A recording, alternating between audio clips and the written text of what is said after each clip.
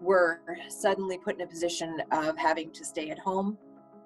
And my thoughts immediately went to the obvious, right? I mean, the focus of my job on an ongoing basis is how I support teachers in using technology. But when I was not doing the job at the desk, I started watching the news and I was alarmed and worried about the lack of PPE for medical workers.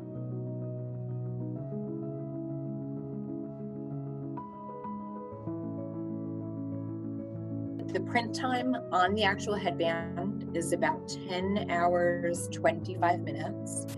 That is the print itself. Then I have to snip away support structures and I have to put this in a washer, an isopropyl bath. It takes me about 5 minutes to actually add the plastic and, about 2 minutes to stick the elastic on the back. I identified the files that the NIH approved of, found the number of someone who manufactures films for automotive parts in Winchester, Virginia. I called him.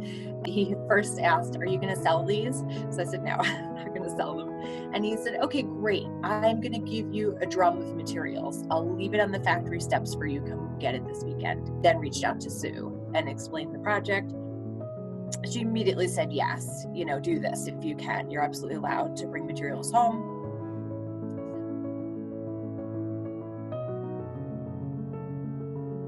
These are hard times, and I'm not going to be here always, but I need the lessons that I model for my students and my own children to last beyond when I am here.